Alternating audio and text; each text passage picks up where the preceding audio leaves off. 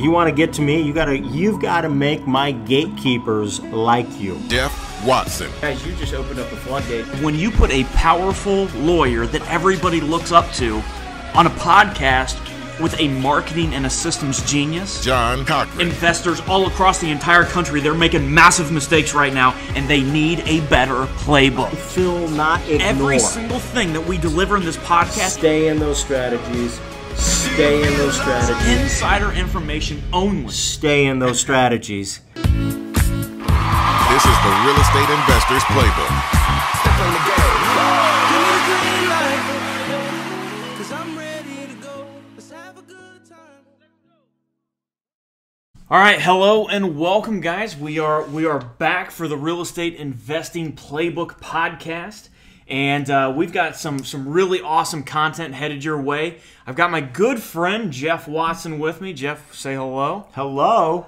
All right, so guys, we're gonna really talk about a really interesting, probably one of the most important parts of actually getting a wholesale deal under contract, and that is talking to motivated sellers. And you know, there's so many people throughout the entire country that are just flat out just doing this wrong. As you guys know, you know, we're in this market right now where sellers are being a little bit funny. You know, we're into it. Are sellers even motivated? What are the sellers that you should actually be talking to? What are the sellers that totally want retail? How do you actually get deals under contract? How do you talk to motivated sellers to get into their door, to go to where you can go out there and look at their property so that you can go out there and write a contract on it and wholesale that contract or that house. And that's what we're going to talk about. We're going to talk all about that. And we're going to do it a little differently. And I'm going to ask John a bunch of questions, like I'm interrogating him, but it's going to be a polite, friendly interrogation.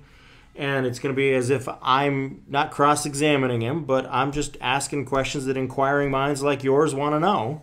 Because, John, let's face it, you've talked to a whole lot more motivated sellers than I ever have, because that's just not been my thing. I always talk to people who've got other things going on in their life. Right. So let's just ask this question. First off, what are some of the key elements or key factors in life that would motivate someone to want to sell a property? Well, great question. I mean, they could be have a property that's vacant. They could be a landlord that is tired of doing evictions. They're just tired of the process. It just didn't really work out well for them. And probably one of my favorites is one of these two is actually people that are defaulted. They're behind on their property tax. Is one of my favorites. And what makes them get behind on their property tax? Well, numerous things. I mean, just life in general. Are we talking about the major D's in life? Death, divorce, disability? Absolutely. Well, like you, for example. I mean, you're sitting here in a brace. Yeah. Now it's not gonna happen to you, but if you guys aren't following Jeff, he can walk right now and whatnot, and it's going great. But his knee's all swollen and everything. But he didn't plan to fall down a flight of stairs. He didn't plan on any of that stuff. And people just like that, they don't plan. Life happens. The 3 or the 4 D's in life, it'll happen. And you don't plan on not being able to pay your bills, and that's what happens. And people will fall behind on their property tax, and then you can go in there and solve their issue and buy their property. Property tax and probate is my 2 favorite ones. Okay, so I'm just going to go on a little 14-second bunny trail, folks. And that is, folks, as my recent blowout right knee injury has demonstrated, you have to learn how to get paid for what you know and who you know, not for what you can physically do. Yep. We'll just leave it at that. So let's get back into this. So property taxes and probates are your favorites. So how do you find your property tax people? I mean, do you go down to the county offices and do you start just going through the list to see who's behind on their probate? I mean, on their property taxes? A lot of them will have it online, okay, but it's the county auditor that's going to have them. A lot of them are going to have it online. There is a couple different data providers that do sell property tax information. For delinquent real estate tax. For delinquent real estate tax, you don't really trust a lot of them. Yeah, and I'm just narrowing down again here. I think that when you do get a list of delinquent real estate taxes, you've got to treat residential very differently from commercial. Oh, 100%. Yeah, okay. 100%. And not only that, but you need to treat people that are typically behind in their property tax about 2 years. Because, you know, the first year passes, they can beg, borrow, and whatever from their family, and, you know, it might be $5,000-ish, something like that. But once it gets to that second year, they've already borrowed as much as they possibly can. They've exhausted all those resources. So really, the good sweet spot is finding somebody that's, you know, a couple 2 to 3 years behind on their property tax, but it hasn't went to the tax sale yet. But they may have sold the tax liens on it, but the tax lien holder or the county's not taking it to auction yet. That's correct. That's your window of opportunity. That's correct. So, folks, if you're taking notes, write that down. If you're not taking notes, you should be taking notes. you should be taking notes. I was going to say you need to back this up, listen to this again, and take notes because, yeah, that was a gold nugget right there. So let's talk a little bit more about the property taxes and why. Because somebody's going to say, "Well, Jeff, why do both you and John agree that you treat commercial different than you treat residential?" So why do you do that? I know why I do, but I want to hear you on why you treat commercial different than residential for delinquent real estate taxes. You just have to talk to them differently. Okay. It's in my experience, it's two set of sellers. You know, it's two totally different set of sellers. Somebody in commercial, they're maybe running a business out of there or something like that. Somebody else is living in it. You know, on the residential side, my favorite, I don't even target commercial ones. All I target is the residential. Yeah. Okay, because the reason I was asking is because I expect on a lot of commercial real estate house transactions that the first year after a new buyer takes the property, I expect the taxes to be delinquent. Oh, 100%. I expect it because there's the tax appeal process off the new values and there's all this other stuff going on. So I expect a trip to the Board of Revision and all that other things. So that's why, folks, do not waste your time chasing delinquent commercial real estate taxes. That's a whole nother strategy for a whole different kind of investing. Has nothing to do with wholesaling. We'll park that there. All right, so we've talked a little bit about delinquent residential real estate taxes and the sweet spot being 18 to 24 months delinquent. They've already begged, borrowed, and stole everything they can to try and get the first year caught up. They may or may not have done it. They're now on cycling it a second time. The tax lien certificate might have been sold, but it's not gone to foreclosure yet. How do you reach out to these people? Direct mail, 100%. That's a great question. Great question, number one. Direct mail. And I'll tell you, I'm going to drop a nugget in this that you guys should, whether you're driving a car, pull it over right now, or wherever you're listening to this, get ready to listen to this. Because here's the secret with direct mail. So many, and you know, on this whole topic, how do you talk to motivated sellers? You know, how do you get them to reach out to you? What really is their hot buttons that's going to make them call you or whatever? Here's the truth. You can't smell like a dirty investor. You can't do that. I mean, especially into this market. You know, we're in a market where sellers are controlling everything. Sellers are demanding a lot of retail, and they really just they don't want to talk to investors or anything else. So what do you say into your direct mail? And here's the answer. I mean, I've got all of our postcards and our letters and, what we write on postcards and everything else. But here's something that's really, really good for you that, you can just get you into the mindset of how to talk to a motivated seller that might be behind on their property tax. And, oh, by the way, telling them that they're behind on their property tax is not the solution.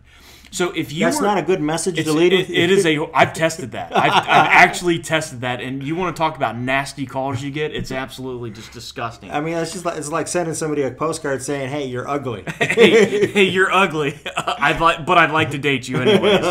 That's not going to go anywhere. But I'll tell you, the best way in what you should be writing on that postcard, what you should be writing on, that letter or whatever. It's very simple. Picture that you drove by this house, and this is like your dream home. I mean, you want to live in this home the rest of your life, and it might be very well kept. It might the grass might be tall. It doesn't really matter, but you're gonna live in this house for the rest of your life. What are you going to drop into their mailbox to catch their attention? Because you're not going to go up to this house. I mean, it might be gated or whatever, so you're going to have to stick something in the mailbox. But this is like your dream house. You're going to live in there the rest of your life, and you've got all the money in the world. What does it say?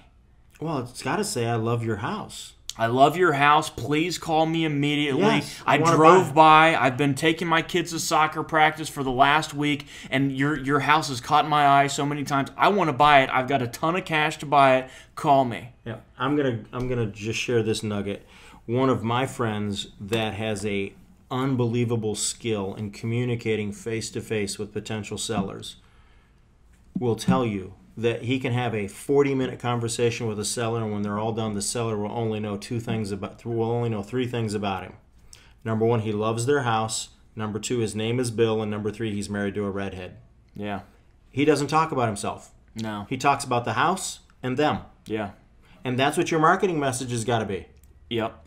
100%. I mean, and that's the mindset that it's not about you. It's not about you and how much money you've got and, anything, that you know about their situation. It's nothing about that. It's all about them, and it's all about what are they going to gain, and that's really what you have to be putting right into their mailbox.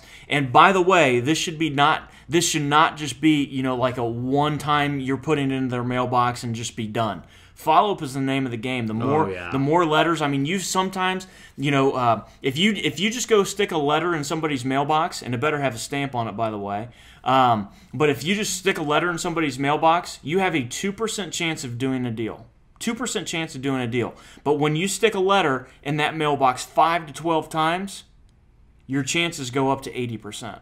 And see, that's what most investors, they don't do, is they don't follow up on it. They'll just do this shotgun approach, and, So they just don't have deals. Wait. So, John, you're telling me that it would be better to have 500 names on my list and mail to them 10 times than to have 5,000 names on my list and mail to it one time. 1,000%. Did you get that? 1,000%. Follow up. I'm going to just put it to you this way. I got a couple of factors going on in my life right now that make people send me postcards and letters and so on about some of my houses, okay? They're free and clear, vacant. I did an eviction out of one, so I'm on a list or 10 or 2. Mm-hmm. And I'm getting all sorts of pieces of mail on my couple of my houses. And I just keep watching to see who's going to be consistently following up. Who's going to follow up more than once? And I've found one person that I got a second piece of mail from. Yep. But why is that? I mean, if you think about it, why do you only have a 2% chance of doing a deal if you just stick, one letter to them or whatnot? You don't know that they're motivated. Just because you got a vacant property doesn't know. But you know what? When, 3 months or 4 months or 6 months or 9 months or 12 months down the road, when that person when they're going to become vacant or when they're going to become very motivated, you better be the first person that calls them. You better be that very first call. You better have sent them enough stuff for them to think that you're legit and you're genuine. Yes, not and some greedy little not investor. smelling like an investor. Yeah, not smelling like a greedy little investor. And I'm going to use the word greedy little investor because I see there's so many tactics out there that just turn my stomach the wrong way. And I think it's got to be genuine, open communication where you're complimenting the structure, complimenting the house, you're not pointing out problems, and you're positioning yourself as a different, refreshing alternative. Because I would love to be able to have my family in your house. My family would love to grow up. I'd love to raise my family in your home or in that house. And that's just going to take me down to this little path, okay? And I hate doing this, John, because I wanted to ask you more questions, but I guess the other thing is, when we talk about talking and communicating with motivated sellers is, should we just be focusing on low-end cheap houses? It's funny that you say that because, Because I got a term for that. I call it hood hustlers. Yeah. It's interesting that you said that because we're doing a 90-day challenge right now with investors all over the entire country, actually all over the entire world. We got one in China. The ones that are doing deals, and there's a lot of them. I think there's 28 deals under contract right now. We're working almost 500 deals. Before we started with nothing. But the ones that are doing deals are all focused on the properties that are in the median or the above the median price points. The people that are focusing on the properties, or what Jeff called the hood properties, the properties that are well below the median, those are the ones that are struggling. Those are the deals that have the thinnest amount of profits on those things, and those are our challengers that are struggling, is because they're focused on the wrong lead. So what I would tell every single person, you gotta really learn how to talk to motivated sellers, and like, what would you put in their mailbox? How would you talk to them if you were not an investor and you were wanting to live in their property for the rest of your life? And that's just so big with that, and you got to really be an expert at that. You got to be a really good expert at doing that, and you can't just focus on all these very, very low income, because that's your comfort zone. That's where you're comfortable because you think you can get the money there. Hey, I've got news for you. The money doesn't. Most people don't want to make loans under $50,000, under $75,000. They don't want to do that.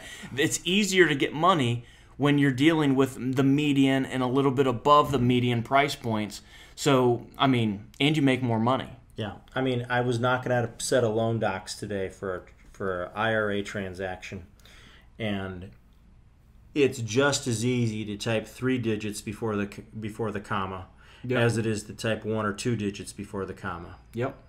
And for a lender, there's a lot more risk. There's a ton more risk on dealing with properties that are well below the median. Well, there's a ton more risk. The cost of doing loan docs is the cost of doing loan docs, and you start really skewing things when you're just dealing with what I'm going to call hood houses. Yep. $30,000, $40,000, $50,000 houses, because there's not much meat on that bone to begin with. No. All right, so let's continue on with talking to motivated sellers. And the first category of motivated sellers that you enjoy communicating with, that you've gotten good at, are people who are delinquent on their real estate taxes. Correct. The second category of motivated sellers that you mentioned earlier at the beginning of this recording was probate deals. Correct. Now, you and I have done some podcasts where we've talked about how to go get probate leads and how to build relationships with probate attorneys and how to work with their staff and get past the gatekeeper and all that other stuff. Yep. But let's get a little more specific on that, because probably some people probably someone listening to us right now doesn't remember or hasn't listened to that podcast. So am I right in hearing you, John, that you'd rather deal with one probate lawyer than mail to 25 or 30 brand new fresh probate leads? 100%. Because that one probate lawyer is probably doing 40 cases a year. And if I can, go out there and perform on one, I'll be their number one call on all 40 of those cases, versus going out there. And by the way, I could do direct mail to 400 properties in probate and have one lawyer. And which one's the free version? It's the lawyer going out after the probate attorney.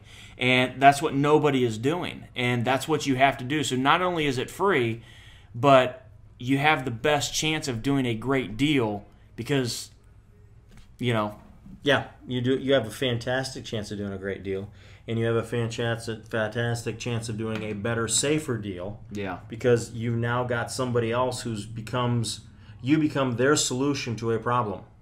100%. And that's the important part there, is you're not trying to make a bunch of money off of somebody. You're not trying to take advantage of the grieving widow or the kids who don't want the house. Instead, you're trying to be a solution to the attorney trying to get the estate wrapped up so the heirs can get their money and the bills can get paid.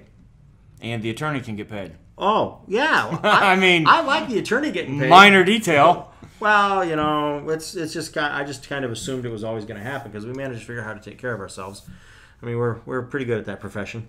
All right, so let's talk more about then the communication, talking to the probate attorney.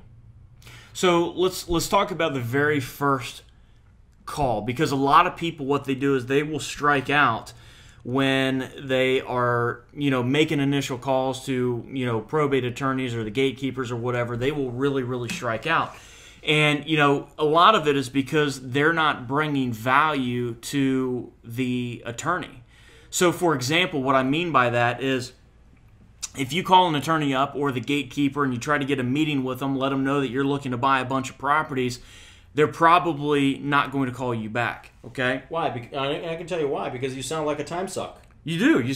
It's hey John, I'm in town. You want to go and do lunch? What? It's just a time suck. That's exactly what it is. But you can't sound like that. So a better approach would be something like this: calling that attorney, calling that gatekeeper, and talking to them and just saying, hey, I just wanted to introduce myself. My name is John Cochran. I'm a local real estate investor, and quite often I come across people that are trying to make a decision on where they're going to be taking. They need a probate attorney, and then where they're going to be taking it. And I'd like to refer those people to you. So give me a call back, or I'd like to meet with you, or whatever. See, that right there is that two-way street that you're really looking for, versus that, hey, I'm a real estate investor. I want to buy all the cases that you've got. I want to be that solution to them, but you're really not.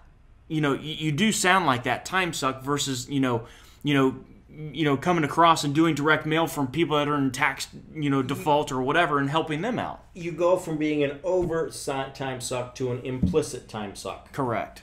What you have to be instead is an overt future source of deals. That's correct. And then they've got to understand, and correct me if I'm wrong, they've got to understand that you are a either overt or implicit time management, time savings resource. 100%.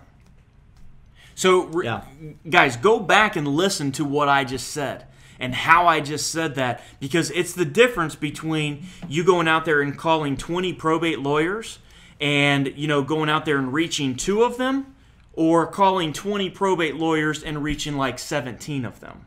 I mean, it's that big, or 15 to 17 of them. It's that big of a difference just by changing that tone up and just changing your approach up. It's just that different. And when you do go out there and start marketing for leads and everything else, you will come across people that need probate lawyers. You will come across them, and you should absolutely be referring them to the people that have the cases that can bring you in deals. If you're marketing to delinquent property taxpayers with direct mail, and you don't find people that need to have the house go through probate, you're in a world I don't even know about. Because that's one of the main reasons I see houses with delinquent property taxes, is because, oh, mom and dad, they passed away last year. We don't know what we're doing with the house. You could just buy a vacant list and get that. So we're not doing anything. And, correct. Well, now they need somebody to kind of like move them off the dime, Yep. So yeah, it's a no-brainer. So then let's just get into this a little bit more, okay? Let's assume that we've got Harvey Hardcase. He's the county's best probate lawyer. And he is just impossible to get a hold of.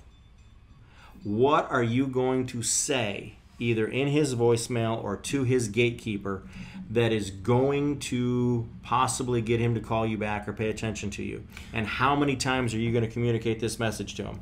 Well, it's not what I'm going to say, it's what I'm going to do. Because I'm going to leave a voicemail exactly what I just said. But then I'm going to follow up with that, and I'm going to start schmoozing his gatekeeper. I'm going to start sending their gatekeeper flowers. I'm going to send their gatekeeper tickets to games. I'm going to start sending their gatekeeper chocolates. I'm going to start handwriting cards to Harvey. I'm going to start doing all of that different stuff so that I will get noticed. The way to get to that attorney is getting to that to get to that gatekeeper. If I can get through to that gatekeeper, him or her, they talk to that attorney all of the time. So you just need to be that number one in that person's mind, and then they'll start taking your calls. So it's not what I'm going to say, it's what I'm going to do. Yep. I agree. You've got to have the person who can talk to that hard case attorney when no one else is around. You've got to have that person become one of your allies. It's got to be their gatekeeper, their assistant, their paralegal, whatever it is that however you want to call it. They got to become a trusted advocate for you. Yep. Cool, guys. Well, this has been a really, really good podcast. I really highly suggest that you would go back and listen to this one 2 or possibly even 3 times with this. We dropped a lot of nuggets. And here's the thing. all we want you to do is go out there and do deals. We created this podcast so that you guys to give you the information to where you can go out there and provide yourself with enough information to be just you going out there and have the confidence to talk to motivated sellers and to put great deals under contract. So, and we're going to talk about that in future podcasts. Getting great deals under contract, what you should be buying them for, and everything else. But this podcast is all about how you should talk to motivated sellers, how you should talk to probate attorneys, what you should be putting right into their mailbox, and what that thing should be saying. And I highly recommend that you listen to this a couple times. So, Jeff, is there anything else you'd like to say? Not at this time, John. I hate to say this, folks, but I am so uncomfortable right now. I need to stand up and move around. I am in that much discomfort. Well, there you got it. So we'll see you guys on to the next podcast. See you guys soon. Peace. There's not another podcast out there as powerful as this Real Estate Investor Playbook. It doesn't exist.